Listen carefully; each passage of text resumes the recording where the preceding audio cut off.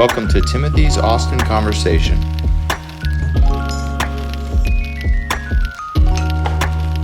All right. Welcome to Moon Glassworks. I'm here with Jim. He is a co-owner of the shop. Him and his wife own this cool little glass shop we've got here. And he's also an instructor for some of the classes. That's right. All right, Jim, well, let's go inside, check it out. Cool, so as you walk in, what are these pieces here? This is all work that's on consignment to us from, mostly from former students of ours that have taken on the craft and building beautiful work now. And it's a nice kind of symbiotic relationship between we're selling them the glass and they're bringing their work in here to sell it. To sell as well, okay. Yeah. So this is all work that's done by all local work. Is this work done here in the shop? Or? No, it's usually done. People have set up their own studio and stuff after taking classes here. Gotcha. So when they take a class here, they pretty much buy all the tools and supplies in order to continue doing it. Okay. Some of our weekend classes are just a make and take class where they don't have to buy any tools or supplies. They just come in, they use all our stuff, and they walk out of here. These art strips, these long, narrow strips there, are art strips, and that's a Saturday morning class where they just come in and make that. But our regular 6-week classes are evening classes, and that's the one where they buy all their tools and supplies as they go through the class. And when they complete the project, they now have the tool set and the knowledge to continue doing this. And some of them, take it on to much bigger levels and stuff. Well, neat.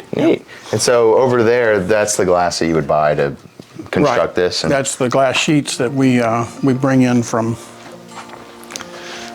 various manufacturers. So probably 5 different domestic manufacturers of glass that we got 75 bins of glass that comes in crates. They're sheets that are 24 by 48 or 36 by 42, just different size glass. We cut it down into these hobby squares that you see in the top racks, so that people can just buy a smaller piece of it, or if they need full sheets, we have the full sheets of glass. Gotcha. Cool. Yeah. Let's see, as we continue on through here, in here, that's more of your like supplies stuff, the tools and this is such? Tools and paints and frits for fusing work. We've got glass back here in the back where the bullseye sign is. That's specific glass for glass fusing, where you're melting glass together in a kiln, and it has to be compatible glass. So we keep that glass separate from this glass. Glass up here. And so when you melt it in the kiln, does it fuse the colors together? Is that the point of it? Fuses the colors together, and then we can also shape it on a mold in another firing. To bend the glass. Oh, so right on. Yeah. Cool. Let's see if we can check out what they're working on real quick. Yeah, Kris is cutting down some clear, just clear window glass. So not the art glass, but just a piece of clear glass. And she's just going to cut it down to a particular size for a customer. And that'll be used like for a window or? So going in a front window? Yeah. Okay. 1940s house. 1940s house for that. Okay, cool. That's awesome. So she's got a glass cutter in her hand. It's just got a little rolling carbide wheel, and it's scratching a score on the glass, and then she'll bring it out to the edge of the table, and it'll break off according to the score. Oh yeah, let's get that. Wow, look at that. That's cool. Yeah, don't try that at home or without tools. It will not end up the same, I guess. And you go back here a little further. These are glass rods. They're actually come from Italy. They're Fetre glass, and they're used for flame working. And again, they're compatible glass. The glass, if you're going to melt glass together, glass has to be compatible with each other. Did not know that. Have to play well together. Yeah. If they're different coefficients of COE, if they're different, when you melt them together, it's fine, but when they cool down, they'll break apart. So we have to use glass that has the same coefficient of efficiency. Interesting. And this cabinets here are all work of various artists that have come in literally from all over the world. We bring in instructors that teach the flame working and stuff, and that's done at these torches back here. That's a cool model there, I like that. So we're kind of set up right now with, we've got 8-9 torches on the table. Okay. And we do these blown glass ornaments like this. Very popular during the holiday season, but it's gotten to be where we're doing a lot of these classes, not all year long now. Year round, yeah. Especially doing team building exercises with corporations and stuff. So they'll bring a group in here for an afternoon and we'll blow glass. So this is if you were to take a class, this is where it would be, right here. For the flame working, For the flame work, For the stained glass that's up front where we were. At the table. Those 2 tables, yeah. All right, cool. Well, let's sit down, talk about the business a little bit more, and get more in depth in it. Okay. Awesome. Great. So I'm sitting down here with Jim and Kris.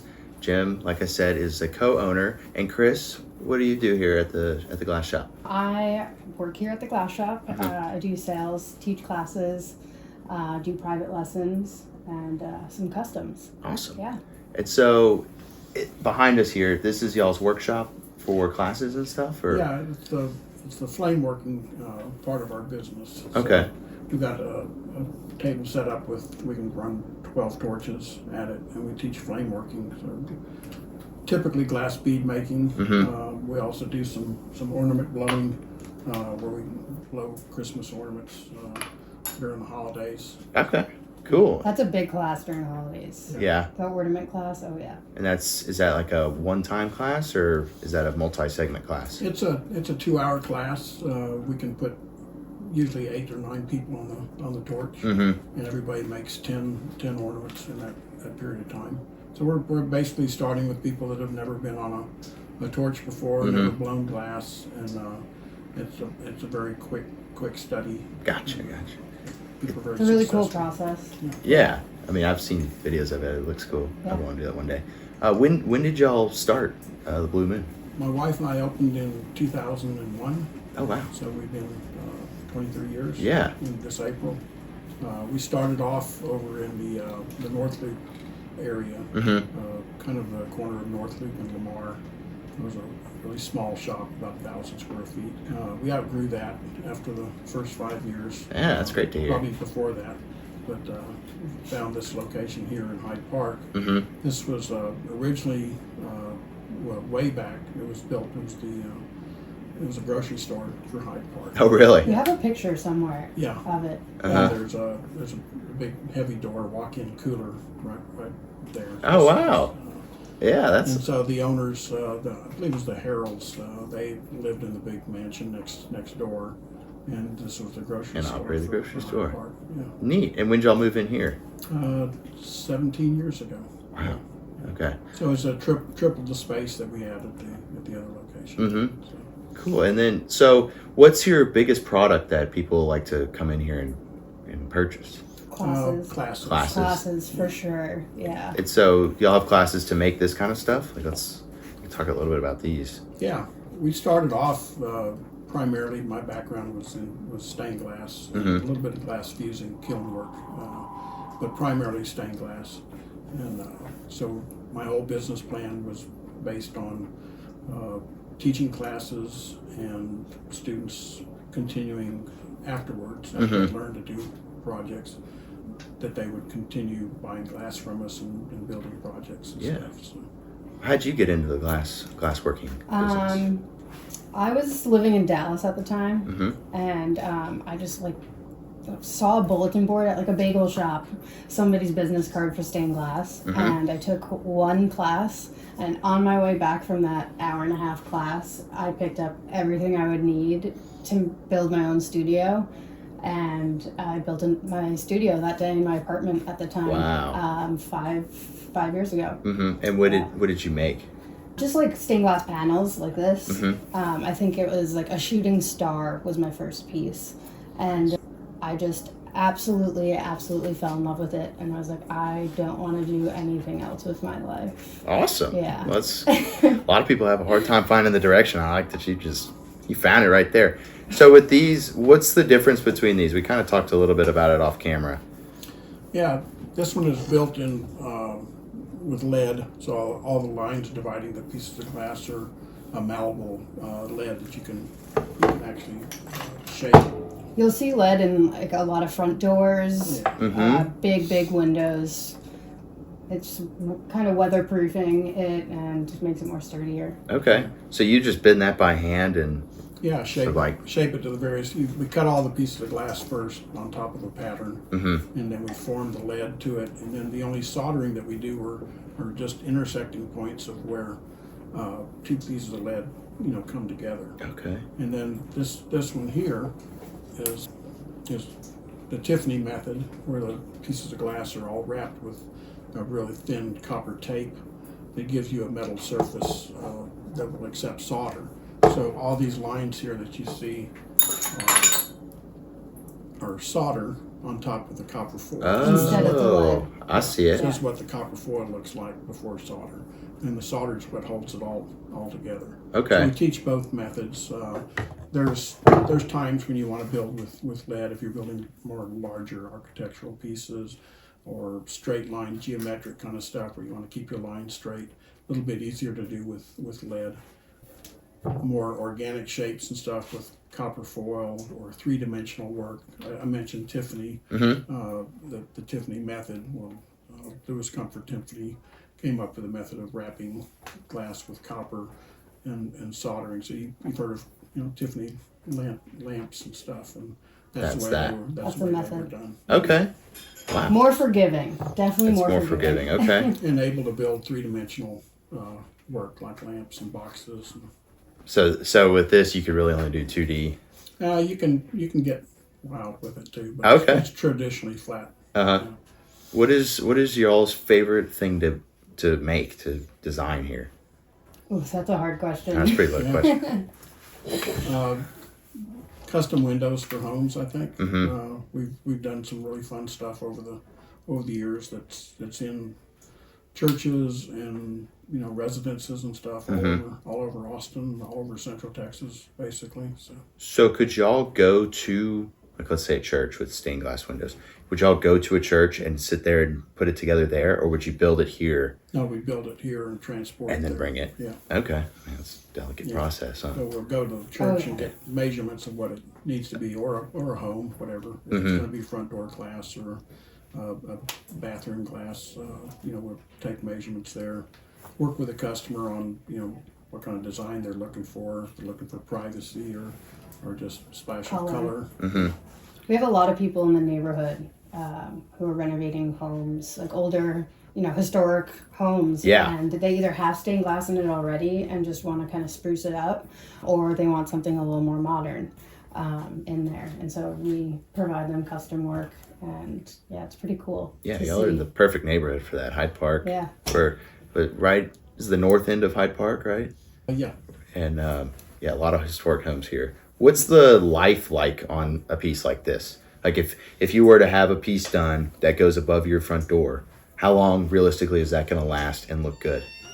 100 plus Plus years. years. Okay. I recently did a repair on like an 18th century piece, and it was intact. Yeah. That's cool. Yeah.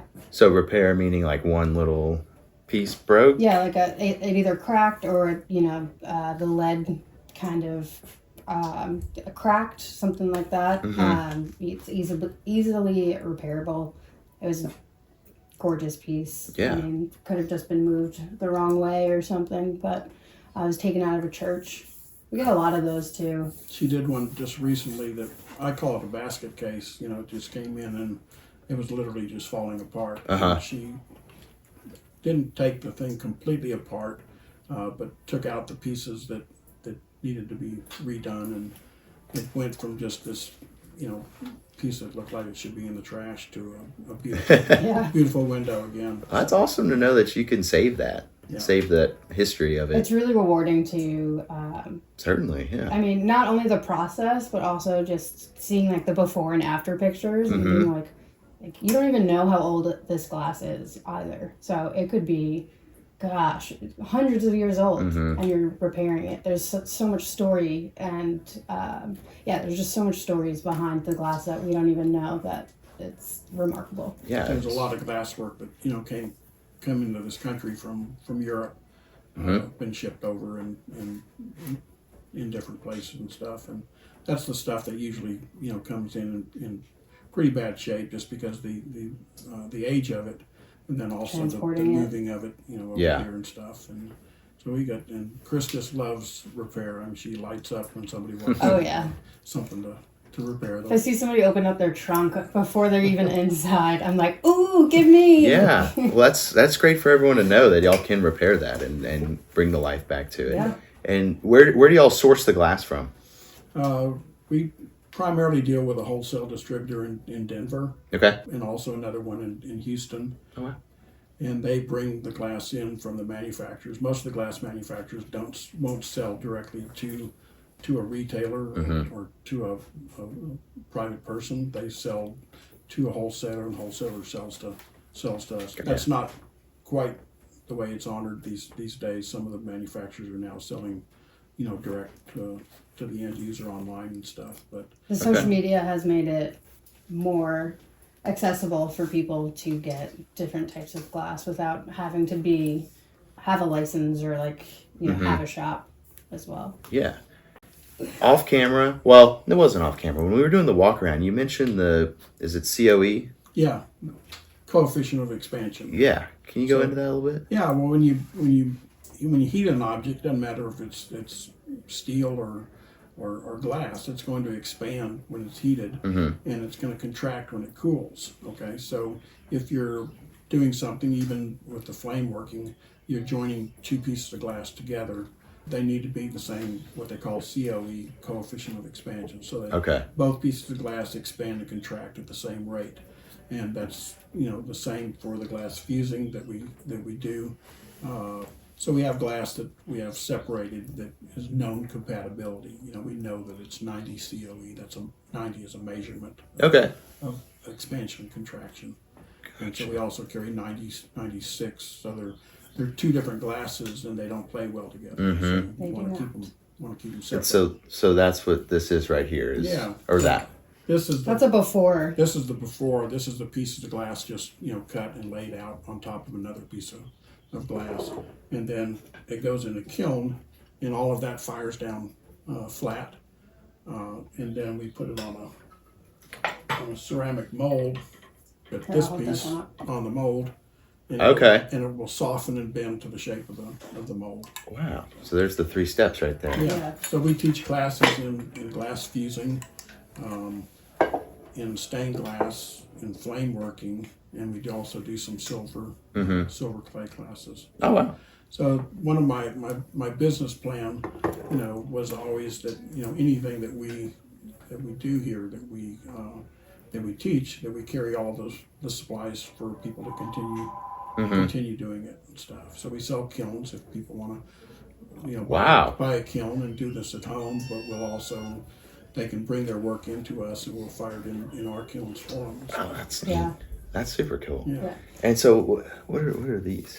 That's glass frit. Uh-huh. Yeah. So Important. this is what goes into these coal bins for the.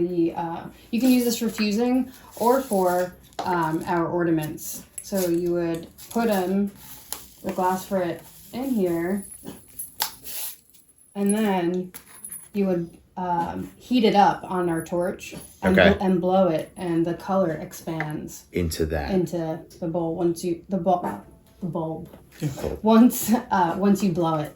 So Okay. yeah, so you can also use this for fusing as well. But you get to pick your colors for each ornament. And yeah, it's super fun. Oh, that is cool. Yeah, and then this is our cup of shame, we call it.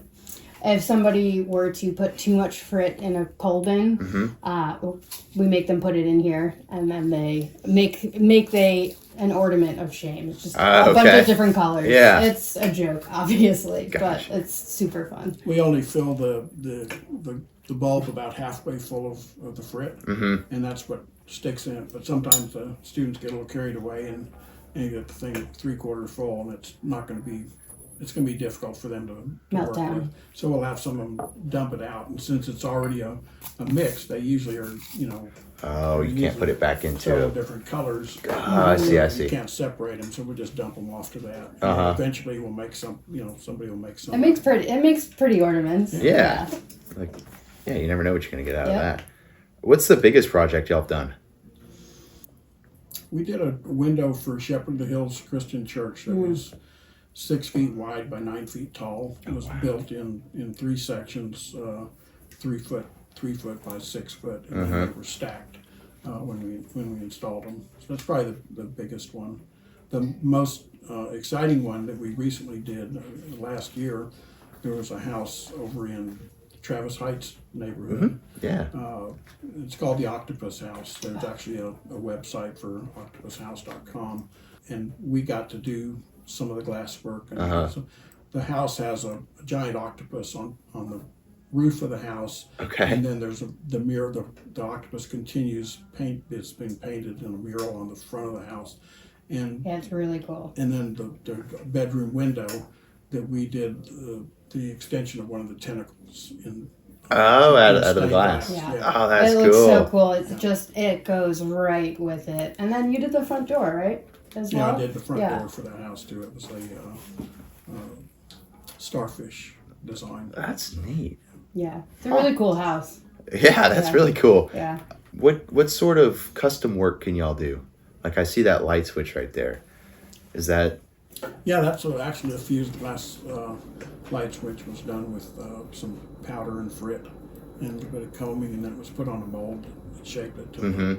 There is so many things that we can do with glass and different techniques of glass. I mean, like you just saw that light switch to, I mean, we're working on custom lamps for a restaurant right now.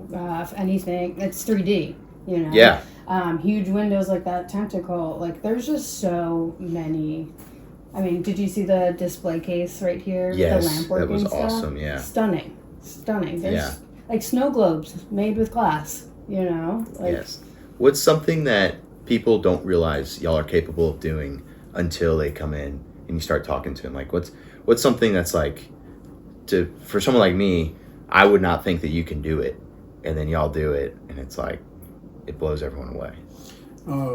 Probably the stained glass. When people come in, they first thing we ask, have you ever cut a piece of glass? And they're like, no, or maybe they cut a window pane with a cheap little glass cutter from the hardware store, but they have no concept, for how glass is cut and stuff. And so the first thing I'll do is get a glass cutter in their hand and have them score a piece of glass and break it the way Chris did on that in the video earlier. Yeah. And stuff, and it demystifies it, and it's all of a sudden like, oh, I could do this. Yeah. Because it's you don't have to be an artist to do stained glass. It's a very mechanical process. So the beauty is in the design and in the colors of the glass and the texture of the glass. So so you can find people that can do design work for you if you're not one that can draw something out yourself.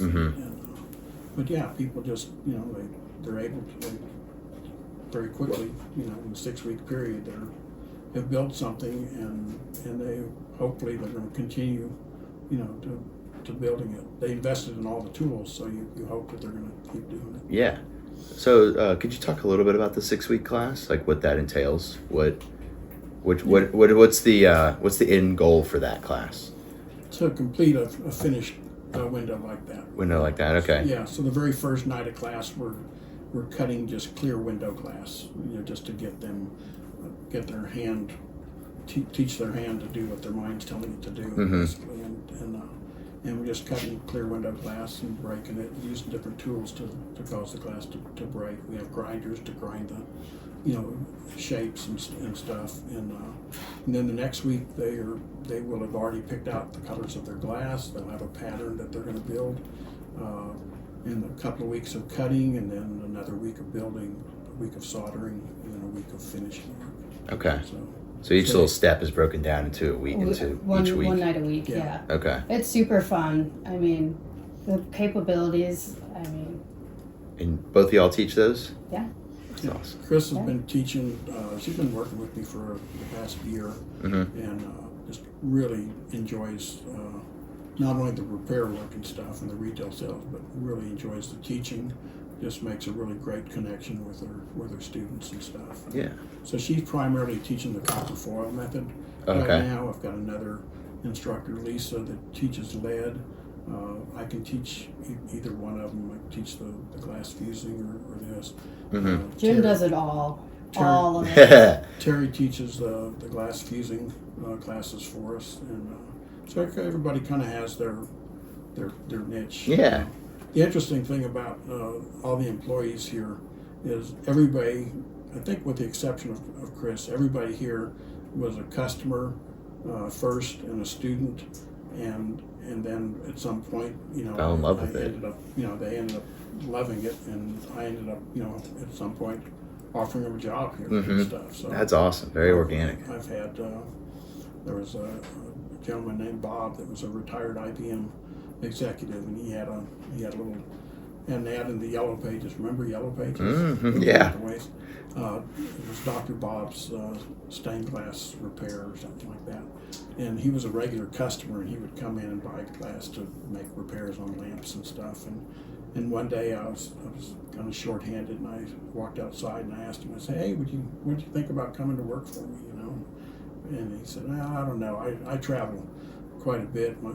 He was retired, and he said, "I don't know." He said, "I'll think about it." And he went home and he told his wife. He said, "Was at the glass shop, and the guy there offered me a job." And she said, "Well, what did you tell him?" And he said, "I told him, I'll let him know." And Luann said, "Bob, you go back and tell him you'll take that job."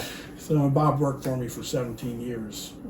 Wow, that's great. Taught classes, did custom work, repair, everything that we all do. Do y'all have stuff in here that you can just walk in and buy? Yeah. So Like, could you walk in and buy something like this? Yeah, we can sign local local Austin glass artists. So most of people that we do consign were our students and have created studios of their own in their own home, or they even rent studio space from us. So we rent our workbenches, and they can use their grinder, all of their tools. But we have stained glass, fused ornaments. Even glass jewelry that our consigners put up here for people to buy. It's just the one-stop shop. Yeah. Oh, yeah. Yeah, you can learn, build, and sell all here. Yeah. And buy, I guess, as well. Man, that's awesome. So the other stuff we do on the torches here, the ornaments is just kind of another thing that we do, but the main business was glass bead making, or it's referred to as lamp working. It's kind of confusing when you say lamp working in a stained glass shop, because people think we're talking about lamps. Yeah. Lamp working refers to the old method of doing glass beads. They did them over little oil lamps and stuff hundreds of years ago. Oh, wow. So, but now we do it on oxygen propane torches, and we make jewelry glass beads and sculptural work and stuff on the torch. Okay. So this is oxygen propane. Yeah. Okay. And how hot does it have to be to make it malleable or to work with it? 1,700 degrees or so. Oh, wow. So we're fusing glass. The glass fusing was right around 1450 or so. But we're getting it a little bit more softened on the torch. On the torch. Okay. So the kiln goes up to when you're putting stuff in the kiln to make like this. Yeah. That's 1450. Right. Gotcha. We have a kiln room in the back as well. Oh, wow. Yeah.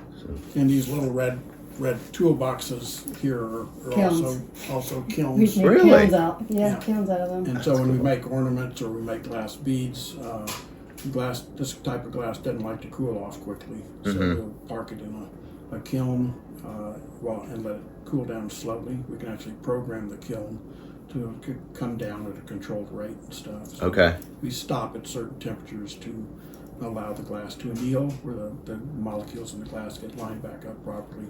You've taken solid glass, you've turned it into basically liquid, and now you're returning it back to a solid state. And the molecules are all jumbled up and stuff. So there's a particular temperature that different types of glass, each glass has its own annealing temperature. Okay. So that's annealing is the realignment of the molecules in glass. So Wow. we'll park the glass in the kiln at, say, 900 degrees, and we'll have that for a period of time, and then we'll slowly drop the temperature down. Wow. That's neat. Yeah. I didn't even know you had to cool glass at a certain rate. Like, if you cool it too fast, it's going to crack on you? Or? Right. Yeah. If we blew one of these ornaments, just set it on the table, it would crack while we were making the next one. So, Oh, really? yeah. So once the students will blow an ornament, they put it right into the kiln. It goes in the kiln. Mm-hmm. Okay. For that controlled rate. And so we've got 8 of these little toolbox kilns. I don't make them; they're made by Jim Ken Kilns, but they are just a red toolbox that's been modified. Cut a door in it with a, and then on the little green box on the side of it is a computerized controller. Okay. To control the ascent and descent of the kiln. Wow. So they're insulated with ceramic fiber for insulation factor, and glass won't stick permanently to the ceramic fiber, so you can put stuff in there when it's hot. Wow. It's a lot more technical than I thought. Yeah, it's a little bit of science. Yeah. Oh, I like it. I like it. Now, are you from Austin, Jim? San Antonio originally, but I moved up here in '71 to go to school, Okay. and I had a career in industrial sales for about 25 years. When I retired from that, retired, I still needed a source of income. Yeah. My wife was working, and I was doing a little bit of stained glass. I worked for another studio in town for about a year, and decided to open up my own shop. And so Rose had the income that allowed me to be able to do that. We took out a home equity loan. I owned my house at the time, and I took out a home equity loan, rented a building, got started. Love it. That's awesome. Had one employee that had done a little bit of glass work. We got things going from there. My wife would come in every evening after work and help get all the part numbers set up in the computer, and she did for like 17 years. She did the accounting and payroll and all of that. Gosh, So that's awesome. She was the business end of it, and I was just The fun side. Huh? The beauty. Yeah. And then what about you, Kris? Are you from Austin? I'm originally from New York. Really? Yeah. And what brought you down here? Yeah. I've been traveling pretty much since I was 15. Okay. And I was living in Dallas and then made my way down here. Mm-hmm. And it just, it was home right away. Austin? Yeah. Yeah. Right away. Austin's a cool town. What's your favorite part about Austin? Probably just all of the food, number one. Okay. Just the immense amount of art that is around, even in people's front yards, or even in what people wear. It's just... Absolutely, yeah. It's so inviting. Mm-hmm. It's so inviting, and it makes me feel like I could express myself in any way, which is awesome. And then you just meet such cool people. Yeah. Yeah. That's so cool. How did you meet Jim? I came down to the shop, I think like my first week in Austin, and I was like, I'd like a job, please. Yeah. I wasn't even a customer. I was like, I would like a job. Uh-huh. And I had been doing stained glass for about 4 years on my own, in my own home studio. Showed him some of my work, and was hired. And I cannot leave. Ever. I can't leave the shop. I love this place so much. Love it. Love it. What's you guys' favorite breakfast taco? Tyson's Tacos. Tyson's Tacos? What kind of taco do you get? The avocado abogado. Avocado. Okay. I know Tyson's Tacos off Airport. Yeah. Yeah. Yeah. And then that's... Yeah, probably the best so far that I've had in Austin. I get the Yoda, so I'm vegan. So I get potatoes, black beans, and avocado. Right It's on. delicious. Cool. Yeah. And where can people find y'all to sign up for a class or to reach out about a project or a repair that they need done? Where can they find you? Well, our website is austinbluemoon.com. Okay. We're also on Instagram. At Blue Moon Glassworks. Yeah. Blue Moon and Glassworks. Facebook. Okay. And for actually signing up for classes, we're kind of old school. You can't register for a class online. You call in to register. All the classes are listed with descriptions and everything on the website. Okay. But we pretty much like to interact with people and explain the classes and stuff to them. And so we we are booked, classes are booked 2 classes out right now. Wow. So We do class have- is sorry. 6 weeks long, and we've got the next class is already full before that one's ending. So. We do have some people message us on Instagram since we started becoming more and more visible on Instagram. So we have some people message us on Instagram in regards to a class, questions, just even about some art class or tools, which is completely fine. We'll just ask you for your number and just call you like a pal. Yeah. Yeah. Love it. Yeah, It's so Austin we've way got right there. Yeah. Brooke Vega is another previous customer and student, and she's now works for us now, and she's really big on the Instagram. Chris is big on Instagram. So these youngs kind of brought me up into the 21st century. Yeah. with that, so we have a better presence and stuff. And, Yeah. and I'm really seeing some return on that as well. Awesome. Well, I like to see the personal touch with the phone call and everything. That's awesome. Yeah. I mean, Austin's like the biggest small town ever. Yes. Yeah. right? Absolutely. Well, guys, I really appreciate y'all having me out. I learned a lot doing this. I did not think it was going to be that scientific and that detailed, but it's great to hear that business is doing well and classes are booked out, 2 classes in advance. So make sure if you want to do a class, you got to book it out, plan it out well. And thanks again. This shop's awesome. And Yeah. Thank you for having us Yeah, very much. absolutely. Yeah, this has been a Yeah. lot of fun. absolutely, you guys sign up for a class or come stop by. Yeah. Come and see us. Yeah. Which street is this? Is it 43rd. 43rd. Okay. And So we're Speedway. almost at the corner of 43rd and Speedway. Okay.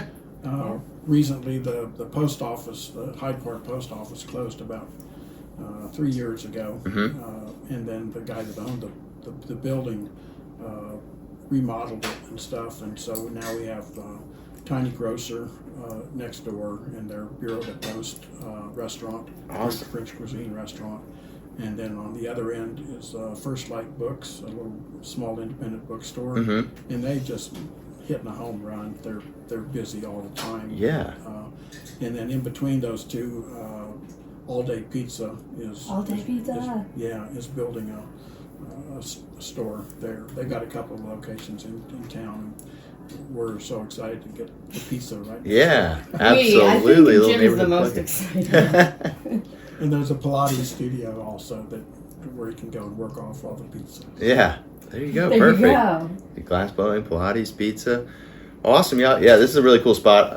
Hyde Park is a really cool neighborhood. Yeah, for y'all, sure. y'all hit a home run with your location for sure. You fit in very well with the history, with the stained glass, the historic homes here. But yeah, thanks again, guys. Yeah, thank you so much for having us. I think that Really does it. enjoyed this. Perfect. Yeah. Thanks. Y'all take care. Yeah. Thanks for joining us. Please remember to follow and review.